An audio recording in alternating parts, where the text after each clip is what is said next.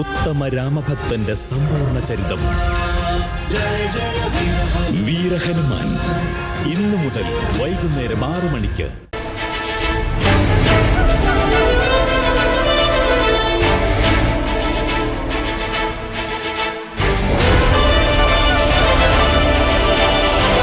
എങ്ങനെയുണ്ടായിരുന്നു പട്ടേരി തുടക്കം? അത് പിന്നെ മാഡം, ചിലങ്ക കെട്ടി ഇറങ്ങിയ പിന്നെ അരങ്ങ് തകർത്ത് തരിപ്പണമാക്കത്തില്ലേ? ചുടല നൃത്തം. അതിനാണ് സീതാലക്ഷ്മി തങ്കച്ചിയുടെ ഈ വരവ്. ഡോക്ടർ ജയശങ്കറിന്റെ നെഞ്ചത്ത് ഇടയ്ക്ക കൊട്ടി തീരും പോലെ അയാളുടെ മിടുപ്പ് തീരും വരെ. അത് വേണം. മോള് വിളിച്ചോ മാഡം? എല്ലാം അവൾ ലൈവായിട്ട് കാണുന്നുണ്ട്. കണ്ടു. അവൾക്ക് സന്തോഷായി.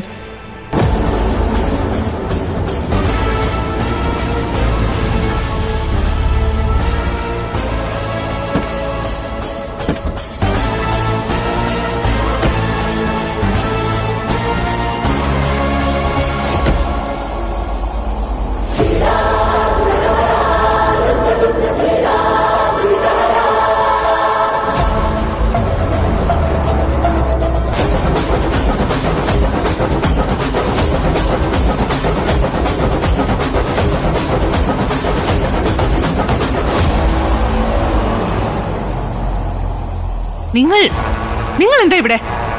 നിങ്ങൾ എങ്ങനെ അകത്ത് കയറി? ലോകത്തിലെ ഏത് ലോക്കും ബ്രേക്ക് ചെയ്യും ഈ തങ്കച്ചി. നിന്റെ ഡാഡി ഒപ്പിട്ടുന്ന കടലാസ് ഉണ്ടല്ലോ, തങ്കച്ചിക്ക് തന്ന എഗ്രിമെന്റിന്റെ കോപ്പി നിനക്ക് തരാം. അതൊന്ന് വായിച്ചു നോക്ക്. അതിൽ സീതാലക്ഷ്മി തങ്കച്ചി അവകാശത്തോടെ അറ്റാച്ച് ചെയ്തിട്ടുണ്ട് ഈ വീടും. നീ കുട്ടിയാ, എന്റെ മകളെക്കാൾ അല്പം പ്രായക്കൂടുതലേ ഉള്ളൂ നിനക്ക്. നിന്റെ അനിയത്തിയുടെ കാര്യമാ ഞാൻ പറഞ്ഞത്. പ്ലീസ്, നിങ്ങൾ പ്രശ്നം ഉണ്ടാക്കാതെ ഇവിടുന്ന് പോണം. ഡോക്ടർ നിരഞ്ജനോട് എനിക്ക് ബഹുമാനമുണ്ട്, ഒരുപാട് ബഹുമാനം. നിരഞ്ജന് ഈ യുദ്ധത്തിൽ ഗാലറി പാസ് മാത്രമാണുള്ളത്. കരക്കിരുന്ന് കളി കാണുന്ന ശീലം എനിക്കില്ല മാഡം. പടനിലങ്ങളിൽ ഇറങ്ങിയുള്ള ശീലമേ ഉള്ളൂ. പ്രത്യേകിച്ച് പ്രിയപ്പെട്ടവർ പോരാട്ടത്തിൽ നിൽക്കുമ്പോൾ ഒപ്പം പൊരുതുക. മുറിവ് പറ്റും ഡോക്ടറെ,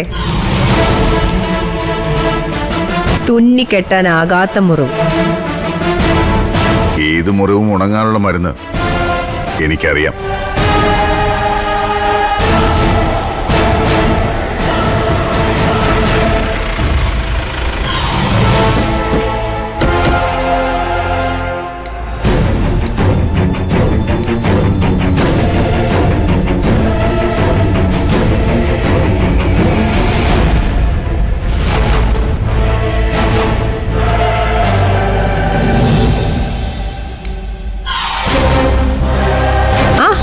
ജയശങ്കർ സാറ് വന്നല്ലോ.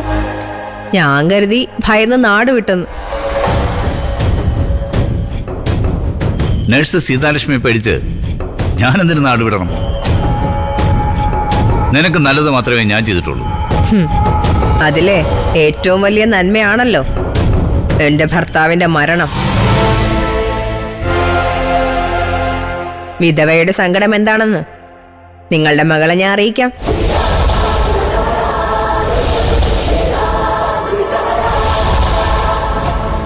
നിരഞ്ജന്റെ ചില്ലിട്ട ഒരു പടം ഞാൻ തരാം. മായാരഞ്ജനയുടെ ചിത്രത്തിന് തൊട്ടപ്പുറത്ത് വെക്കാൻ.